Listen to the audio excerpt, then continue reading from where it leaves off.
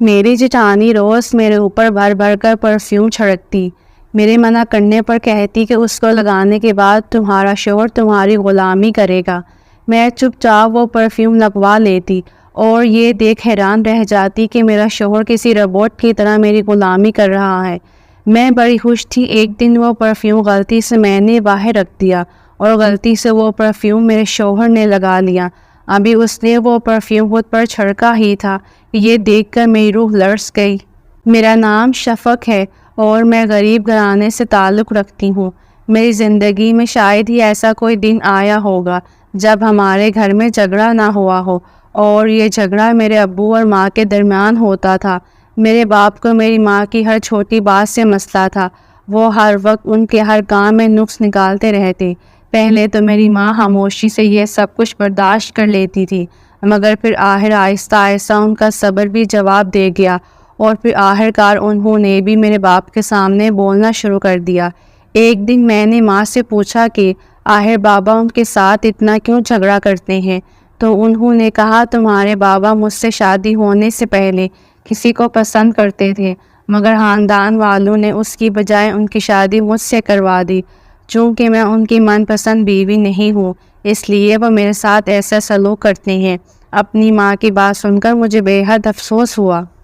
بابا خواہ مخواہ ہی ماں کے ساتھ برا برتاؤ کر کے اپنی محرومیوں کا بدلہ ان سے لے رہے تھے، مگر ہم ان کی سوچ نہیں بدل سکتے تھے، اس لیے جو جیسا چل رہا تھا اب ویسا ہی چلتا رہا۔ جب ہم جوان ہوئے تو میرے بابا کے جھگڑوں میں بھی کمی آ گئی۔ شاید انہوں نے حالات کو تسلیم کر لیا تھا، یا پھر جوان اولاد کے سامنے جھگڑنے میں اب انہیں شرم محسوس ہونے لگی تھی۔ مگر ہمارے لیے یہ بات اچھی ثابت ہوئی تھی۔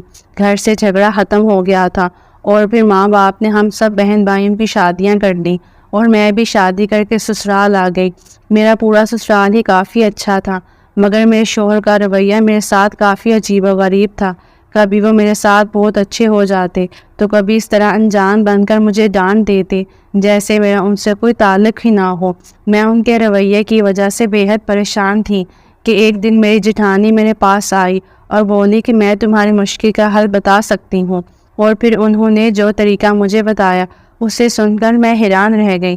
وہ بول رہی تھی کہ مجھے ایک خاص قسم کا پرفیوم لگانا پڑے گا جس کے بعد تمہارا شوہر بالکل نارمل برتاؤ کرے گا، اور پھر اگلے دن وہ ایک پرفیوم سے بھری بوتل لے آئی اور میرے اوپر بھر بھر کر پرفیوم چھڑک دیا۔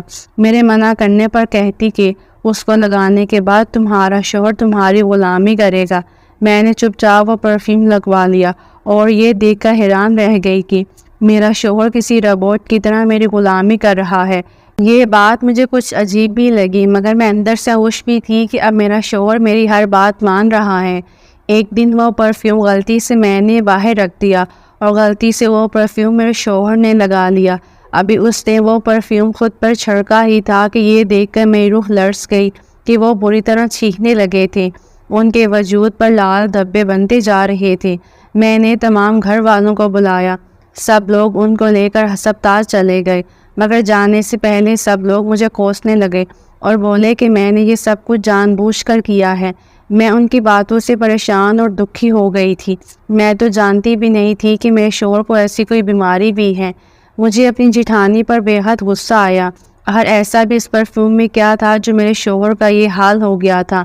میں نے ان سے بولا کہ آپ یہ سب کچھ پہلے سے جانتی تھیں، تبھی آپ نے مجھے وہ پرفیوم دیا تاکہ سب لوگ مجھ سے بدگمان ہو جائیں۔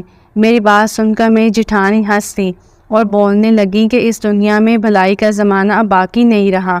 تم سے کس نے بولا تھا کہ وہ پرفیوم اپنے شوہر کو دے دو؟ وہ ہاتھ تمہارے لیا تھا۔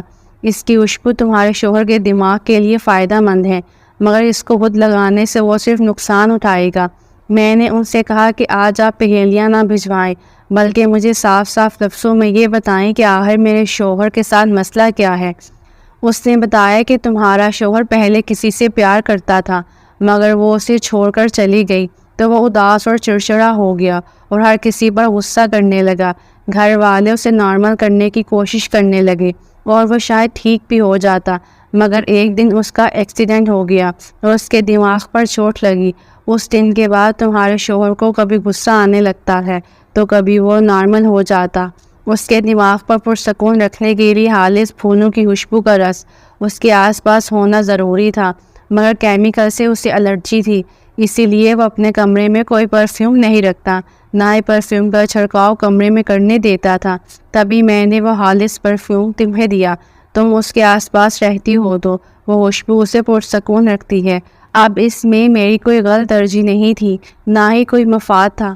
میں نے کہا شکریہ، مگر آپ کو مجھے یہ سب پہلے بتا دینا چاہیے تھا تاکہ میں اس پرفیوم کو ان سے دور رکھتی، مگر آپ کا بے حد شکریہ، آپ نے جٹھانی ہو کر میرے بارے میں اتنا سوچا، ورنہ آج کل تو لوگ ایک دوسرے کو نیچا دکھانے میں ہی لگے رہتے ہیں۔